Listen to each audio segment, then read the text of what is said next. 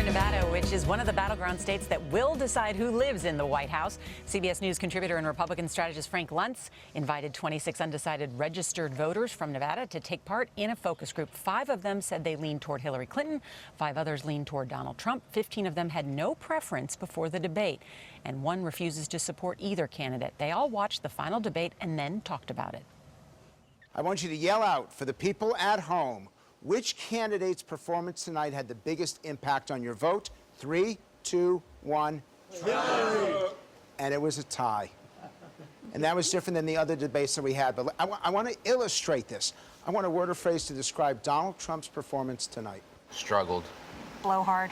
Inadequate. Passionate. I want to flip it. Word or phrase to describe Hillary Clinton tonight. Presidential. Competent.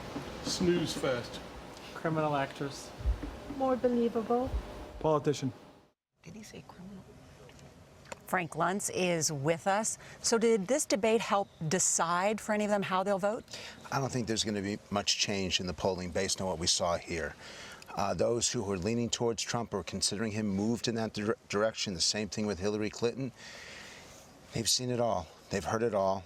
And they don't like either candidate. I mean, that's the key component of these uncommitted voters, that they simply don't like either candidate and they're forced to choose the lesser of two evils. It's like you're voting against something as opposed to for it. Exactly. Now, you did a dial test last night. I want to explain to you how it works before we show it to you. The red lines will represent the voters leaning towards Donald Trump. Clinton-leaning voters are in the green lines, and yellow is for the undecided.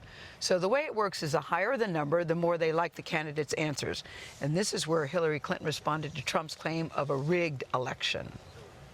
That is not the way our democracy works. We've been around for 240 years.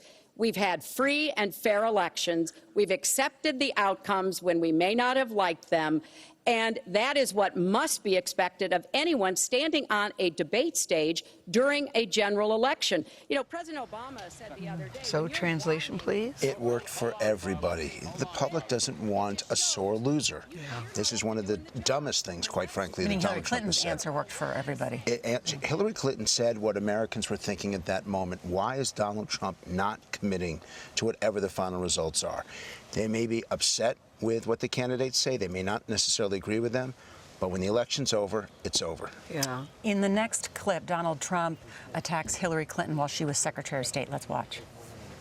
The problem is you talk, but you don't get anything done, Hillary. You don't. Just like when you ran the State Department, $6 billion was missing. How do you miss $6 billion? You ran the State Department. $6 billion was either stolen, they don't know. It's gone. $6 billion.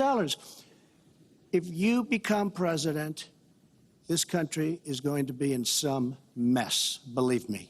Well, first of all... We have a fact check on CBSNews.com about that particular charge. But how did the voters react? It's accountability. It's the #1 attribute they want in their elected officials. They feel it doesn't exist. Every time that one of them tries to hold the other accountable, it's successful, and that was one of Donald Trump's best moments of the debate. Mm-hmm. The issue of gun control also came up last night. We did a dial test on that one, too. I think we need comprehensive background checks, need to close the online loophole, close the gun show loophole. There's other matters that I think are sensible, that are the kind of reforms that would make a difference, that are not in any way conflicting with the Second Amendment. You mentioned the Heller decision. Did that work for her? It worked for her, the whole social issue opening. She was crushing him in the first 10 or 15 minutes on abortion, on guns, because they found her positions to be more centrist and more common sense, and they thought that his were more ideological and out of touch. We really did talk a lot about substance last night. I mean, it was much deeper than we've heard in the past. Immigration, let's watch that clip. We need strong borders. We need we cannot give amnesty. Now, I want to build the wall. We need the wall. The Border Patrol, ICE, they all want the wall. We stop the drugs. We shore up the border. One of my first acts will be to get... Okay, clearly he did well, but what about when he used the phrase bad hombres? We've got to get the bad hombres out. That was trending within minutes. I was just going to say that was trending. People did not like that. Many people were offended by that. And the interesting thing is that when he talks about a wall, it always comes down just a little bit. But when he talks about protecting America, fighting for America, and that was one of the key components for both candidates. If people saw them as fighting for the middle class, and they used that term specifically, then they were dialing them up. If they felt that this was either about politics or about personality, they dialed them down. You know, in most of the polls that we've been taking overnight, Hillary Clinton was a winner, but in your group, Donald Trump was a winner. What did your group see that other people didn't, do you think? It was a tie. I mean, it's and even those polls, it's only been a 6, 8, 10-point difference. It was really close. The CBS poll is 10 points and CNN is 13 points. Those who thought Clinton won saw her as being presidential. Those who saw Donald Trump won saw him as bringing about change. Thank you, Frank. Thanks. Always good to see you.